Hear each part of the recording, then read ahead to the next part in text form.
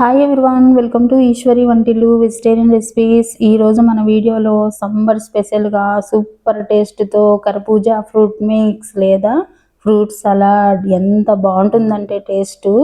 మీరు కర్బూజా ఉన్న ప్రతిసారి ఇలానే చేసుకుంటారండి. సరే, అది ఎలా చేయాలో చూద్దాం.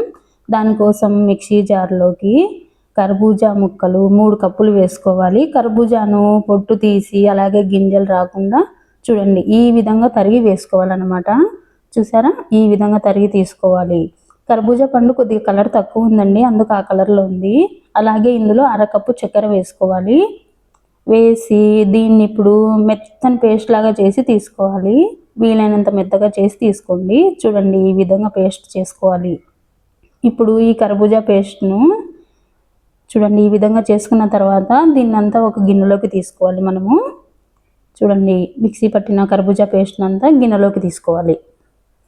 చూసారా, ఇలా గిన్నెలోకి తీసుకోవాలంతా.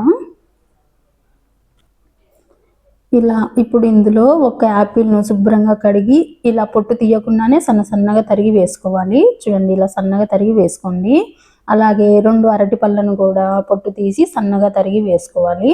అలాగే కడిగి తరిగిన గ్రీన్ ద్రాక్ష పళ్ళు 1/2 కప్పు, అలాగే కడిగి తరిగిన నల్ల ద్రాక్ష పళ్ళు 1/2 కప్పు.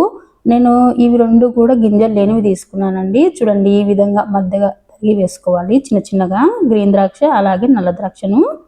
చూసారా, ఈ విధంగా తరిగి వేసుకోవాలి.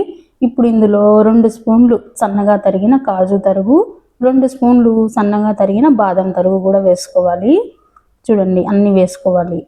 వేసి దీన్నంతా ఇప్పుడు బాగా కలుపుకోవాలన్నమాట.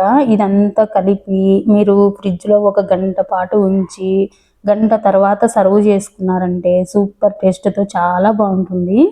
చూడండి 1 గంట తర్వాత ఫ్రిడ్జ్లో నుంచి తీసి ఇలా సర్వ్ చేసుకున్నారంటే చల్లగా సూపర్ టేస్టీగా చాలా బాగుంటుంది. ఇలా చిన్న గిన్నెల్లో వేసి ఇచ్చారంటే పిల్ల పెద్ద అందరూ ఎంజాయ్ చేస్తూ తింటారండి. అంత బాగుంటుంది. అసలు ఎంత బాగుంటుందో అండి టేస్ట్. మీరు ట్రై చేస్తేనే మీకు అర్థమవుతుందండి. ట్రై చేయండి, అప్పుడే మీకు అర్థమవుతుంది.